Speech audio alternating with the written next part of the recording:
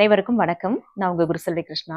நம்மளுடைய பதிவுல தொடர்ந்து நம்ம நடைமுறையில் இருக்கக்கூடிய, அதாவது நம்ம பேச்சு வழக்குல பயன்படுத்திட்டு இருக்கக்கூடிய பழமொழிகள் தான் நம்ம பதிவுல தொடர்ந்து பார்த்துட்டு இருக்கோம்.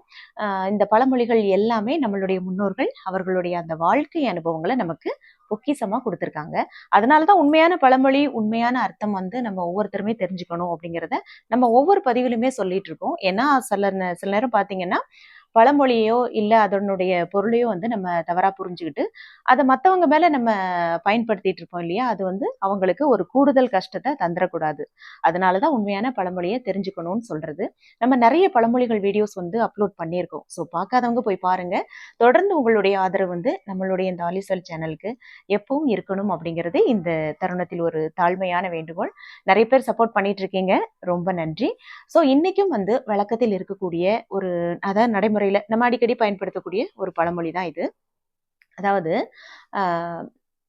பட்ட காலிலே படும், கெட்ட குடியே கெடும். பட்ட காலிலே படும், கெட்ட குடியே கெடும். இப்ப நம்ம மேலோட்டமா நம்ம இதனுடைய பொருள் என்னன்னு நமக்கு ஓரளவுக்கு தெரிஞ்சிருக்கும். ஏன்னா பட்ட காலிலே அப்படின்னா, இப்ப நம்ம காலில் ஏதாவது ஒரு அடிபட்டுருச்சு அப்படின்னா அந்த இடத்துலயே தொடர்ந்து அடிபடுறது. ஏன்னா அந்த அடிபடாம இருக்கணும் அப்படிங்கிறதுக்காக நம்ம காலில் எங்கனையாவது ஏதாவது ஒரு இடத்துல அடிபட்டு இருந்தாலும் அடிபடாம இருக்கணும்னு நம்ம கவனமா இருப்போம். ஒரு இடத்துல நம்ம அடிபட்டு இருந்தது அப்படின்னா அந்த இடத்துக்கு போகும்போதெல்லாம் அந்த காலில் ஒரு கூச்சம் வரும். அப்ப அடிபட்டுறக்கூடாதுன்றத நம்ம கவனத்திலேயே இருக்கிறதுனால என்ன ஆகுது, மறுபடியும் அந்த செயல் தொடர்ந்து நடக்குது, மறுபடியும் அடிபட்டுரும். இது எதேச்சையா நடக்கக்கூடியதான், எல்லாருக்குமே இது நடந்திருக்கும். அதே மாதிரி கெட்ட குடியே கெடும் அப்படின்னா, இப்போ ஒரு குடும்பம் கெட்டு போச்சு, ஒரு குடும்பம் ஏதாவது ஒரு விதத்துல அவங்களுக்கு ஒரு துன்பம் நேர்ந்தது, ஏதாவது ஒரு வகையில அவங்களுக்கு கஷ்டமாயிருச்சு அப்படின்னா தொடர்ந்து அடுக்கடுக்க அவங்க குடும்பத்துல அந்த அந்த மாதிரியான ஒரு விஷயங்கள் நடக்கிறதையும் நம்ம பார்த்திருப்போம். அப்ப இது ஒரு குடும்பத்துக்கே இந்த மாதிரி நடந்துகிட்டு இருந்ததுன்னா அப்ப இயற்கையே அந்த மாதிரி இருக்கா? இயற்கையாகவே இந்த மாதிரி ஒரே ஒரு குடும்பத்துக்கு இப்படி நடந்தா இப்படி நடந்துகிட்டே இருக்கணும் அப்படிங்கிறது இது என்ன ஒரு மரபா? அப்படி கிடையாது. இப்ப யாராவது நம்மளை பார்க்கும்போதே சொல்லுவாங்க, ஆமாப்பா சும்மாவா சொன்னாங்க, பட்ட காலிலே படும் கெட்ட குடியே கெடும் அப்படின்ட்டு. யாராவது கஷ்டத்துல இருக்கவனே, அவனே நொந்து போய் இருப்பான், அவனை பார்த்து இந்த வார்த்தையை சொல்லி அவனை மேலும் நோகடிக்கிறது. அதனால நம்மளுக்கு டைம் சரியில்லை, நம்ம நம்மளுக்கு அதிர்ஷ்டம் கிடையாது, நம்ம போய் ஒரு ஜாதகம் பார்க்கலாம்னு சொல்லிட்டு அந்த சைடு நம்ம போவோம். ஏன்னா ஜாதகத்துல எந்த மாதிரி இருக்கு, இப்ப கிரகங்கள் எப்படி இருக்கு அப்படி இருக்குன்னு சொல்லிட்டு அந்த ஜாதக ரீதியாவும் நம்ம பார்ப்போம். இதெல்லாம் யதார்த்தம், நடைமுறையில இதெல்லாம் நடந்துட்டு தான் இருக்கு. அப்போ ஒரு கஷ்டம், அதாவது இன்பமோ துன்பமோ எல்லாருக்குமே பொதுவானது.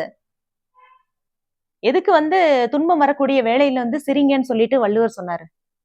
பைத்தியமா? அப்படி அப்ப சிரிக்கும் போது பைத்தியம்னு அர்த்தமா? அந்த துன்பத்துல இருந்து வெளியில வரணும், அதுதான் யதார்த்தம். துன்பத்துல இருந்து நம்ம வெளியில வந்தா தான் அடுத்து நம்ம யோசிக்கவே முடியும். இதுவும் கடந்து போகும் அப்படின்னு சொல்லுவாங்கல்ல. எண்ணம் போல் வாழ்க்கை. அதாவது நம்ம என்ன நினைக்கிறோமோ, நம்மளுடைய எண்ணங்கள் எந்த மாதிரி இருக்கோ அதுதான் நமக்கு பாசிட்டிவ் வைப்ரேஷனை கொடுக்கும். அதுதான் அடுத்த லெவலுக்கு நம்ம என்ன பண்ணணுங்கிறத நமக்கு யோசிக்க வைக்கும். இப்ப நம்ம எதை பத்தியுமே யோசிக்க கூடாது, ஒரு விஷயத்த நம்ம யோசிக்க கூடாதுன்னு நம்ம நினைக்கிறோம். கொஞ்சம் ஒரு 5 நிமிஷம் இதை பத்தி நீ யோசிக்காத அப்படின்னு நீங்க சொல்லி பாருங்களேன், கண்டிப்பா அதை பத்தியே தான் நம்ம மைண்ட்ல ஓடிட்டு இருக்கும். அப்போ ஒரு விஷயத்த செய்யாத அப்படின்னு சொன்னா யதார்த்தமாகவே ஒவ்வொருத்தரோட மனசும் அதை செய்யதான் தோணும். இது யதார்த்தம் தான், மனிதனுக்கான இயற்கையான ஒண்ணுதான். அப்போ நம்ம படிப்பாகட்டும் இல்ல வேலையாகட்டும், நம்ம அன்றாட லைஃப்ல நடக்கக்கூடிய எல்லா விஷயங்களுமே அதுல இன்பமும் இருக்கும் துன்பமும் இருக்கும். நம்ம எப்படி எடுத்துக்கிறோம் அப்படிங்கிறத பொறுத்துதான் இருக்கு. இப்போ இந்த பழமொழிப்படி பார்த்தா பட்ட காலிலே படும். நீ அந்த கால் அந்த சைடு போகும்போதெல்லாம் பற்றக்கூடாது பற்றக்கூடாது பற்றக்கூடாது, அந்த கவனம் ஃபுல்லா அதுல மட்டும்தான் இருக்கு. அப்ப என்ன செய்யும், அடுத்து என்ன நடக்க போகுதுன்றது தெரியாது. அடுத்து என்ன ஆகும், போய்கிட்டே இருக்கும்போது கையில எங்கனையாவது அடிபட்டுரும். அப்ப அடுத்த ஒரு விஷயத்துல நம்ம கவனம் செலுத்த மாட்டேன்றோம். இப்போ ஒரு பிசினஸ்ல ஒரு பெரிய ஒருத்தர் நல்லா வந்துட்டே இருக்காரு, அவருக்கு ஏதோ ஒரு திடீர்னு ஒரு லாஸ் ஆயிடுச்சு. அப்போ அப்படியே லாஸ் ஆனதே நினைச்சு அவர் உட்காந்துட்டாரு அப்படின்னா அடுத்து அதுல இருந்து அவர் எப்படி மீண்டு வரணும் அப்படிங்கிற அந்த யோசிக்கக்கூடிய தன்மையும் அவருக்கு அதுவே வராது. அப்போ அதுல இருந்து அவர் மீண்டு வரணும். இது நடைமுறையில நம்ம வாழ்க்கையில நடக்கக்கூடிய எல்லா விஷயங்களுக்குமே பொருந்தும். ஏன்னா ஒவ்வொருத்தருக்கும் ஒவ்வொரு மாதிரியான சூழ்நிலை இருக்கும் இல்லையா? இப்ப படிக்கிற குழந்தை ஏதோ ஒரு இதுல ஃபெயில் ஆயிட்டான் அப்படின்னா, ஃபெயில் ஆயிட்டியேன்னு சொல்லி சொல்லி அவனை இது பண்றத விட, அடுத்து நீ பாஸ் பண்ணுவேன்னு நம்ம சொல்லும்போது, கண்டிப்பா அடுத்து படி அப்படின்னு சொல்லி அவன மோட்டிவேட் பண்ணும்போது, அவனோட கவனத்த வந்து நம்ம டைவர்ட் பண்ணும்போது தான் அவன் அடுத்து பாஸ் பண்ண முடியும். நீ சொல்லிட்டியே இந்த மாரி செஞ்சுட்டியே, உன்னால முடியாது, இத பண்ண முடியாது, அத பண்ண முடியாதுன்னு சொல்லியே, இன்னைக்கு நெறைய குழந்தைங்க நெறைய யங்ஸ்டர்ஸ் கூட இதனால தான் ரொம்ப ஸ்ட்ரெஸ் ஆகி, அவங்களால முடியல அப்படின்றது அவங்களுக்கு சொல்ல சரியான ஒரு ஆள் இல்லாதனால, அடுத்த கட்டத்துக்கு எப்படி போகணும்னு தெரியாதனால, ஒரு விஷயத்திலேயே கான்சன்ட்ரேஷன் பண்ணதுனால ஸ்ட்ரெஸ் அதிகமாகி, நெறைய இந்த தற்கொலைகள்லாம் நடக்குது இல்லையா? சின்ன சின்ன வயசுலலாம் அந்த மாரி ஆகுறதுக்கெல்லாம் இதுவும் ஒரு காரணம் தான். அப்போ ஒரு விஷயம் நடந்துச்சுன்னா, நம்ம அடுத்தத வந்து யோசிச்சு அடுத்த இதுக்கு போகணும். இப்ப கொரோனால எவ்வளவோ பேர் பாதிக்கப்பட்டாங்க. எத்தனையோ குடும்பங்கள்ல எத்தனையோ அவங்க ஃபேமிலி மெம்பர்ஸே வந்து 1/3 அந்த மாதிரி எல்லாம் ஆயிட்டாங்க. நெறைய பேருக்கு வேலை இல்லாம போச்சு. எவ்வளோ விஷயங்கள் நடந்தது. இப்ப கேரளால நடந்தது. அப்போ அவ்வளவு விஷயங்களும் நடக்கு. அதிலிருந்து அவங்க எப்படியாவது கொஞ்சம் கொஞ்சமா மீண்டு வந்தா தான், அடுத்து அவங்க என்ன பண்ணணும்? அவங்களுடைய வாழ்வாதாரத்த எப்படி அமைக்கணும்? அப்படிங்கிறது வந்து இது பண்ண முடியும். ஏன்னா இயற்கை சீற்றத்துக்கு முன்னாடி நம்ம ஒண்ணுமே கிடையாது. இயற்கைக்கு முன்னாடி நம்ம எதுவுமே இல்ல. சோ இன்னைக்கு வந்து நம்மளோட லைஃப்ல நமக்கு மட்டும் தான் இப்படி நடக்குதா? அப்படின்றத வந்து நம்ம யோசிக்க கூடாது.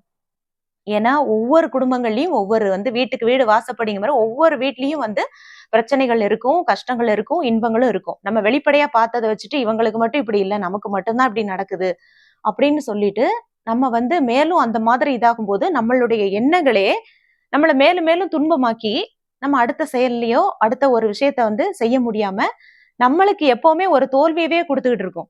அதுலருந்து நீ வெளில வந்தன்னா, கண்டிப்பா அது ஒரு ஒரு மேட்டராவே தெரியாது அது. அது பட்ட கால்ல இருந்தாலும் சரி, இல்ல கெட்ட குடியா இருந்தாலும் சரி, அத பத்தி கவனிக்காம அடுத்த ஸ்டேஜ்க்கு நம்ம போகும்போது, இதெல்லாம் ஒரு பிரச்சனையே இல்ல. நம்ம வாழ்க்கையில இன்னும் தாண்டி தாண்டி போகணும். நெறைய விஷயங்கள் சாதிக்கணும். சோ கவனத்த வந்து நம்ம டைவர்ட் பண்ணணும். இந்த மாரி கஷ்டமான சூழ்நிலையில நமக்கு நடக்கக்கூடிய நெறைய நல்ல விஷயங்கள் நடந்திருக்கும் இல்லையா? அத யோசிச்சு பார்க்கணுன்றதுக்காக தான் வள்ளுவர் சொன்னது. "துன்பம் வரும் வேளையிலே சிரிங்கன்னு." அப்ப சிரிங்கன்னா, சிரிச்சுக்கிட்டு இருக்கணும்னு இல்ல. உனக்கு சந்தோஷமான நெறைய விஷயங்கள் நடந்திருக்கலாம். அப்போ அத நெனச்சு நீ வந்து உன்னோட மைண்ட டைவர்ட் பண்ணும்போது, அடுத்தடுத்த லெவலுக்கு நீ போக முடியும். ஏன்னா, நமக்கு கீழ நெறைய பேர் இருக்காங்க. இன்னும் கஷ்டப்படுறவங்கலாம் இருக்காங்க. அத நெனச்சு பாரு. சோ இந்த மாரியான விஷயங்கள் அந்த நேரத்துல நம்ம யோசிக்கணுன்றதுக்காக தான் சொன்ன பழமொழி இது. சோ இதுதான் இன்றைய முக்கியமான பதிவு. மீண்டும் ஒரு உண்மையான பழமொழி, அதற்கான உண்மையான அர்த்தம் என்ன அப்படிங்கிறத நம்ம வரக்கூடிய அடுத்தடுத்த வீடியோக்கள்ல நம்ம பார்க்கலாம். சந்திப்போம். நன்றி. வணக்கம். இந்த வீடியோ உங்களுக்கு பிடிச்சிருந்துச்சுன்னா லைக் பண்ணுங்கள், ஷேர் பண்ணுங்கள், சப்ஸ்கிரைப் பண்ணுங்கள். மறக்காமல் பெல் பட்டனை ப்ரெஸ் பண்ணுங்கள்.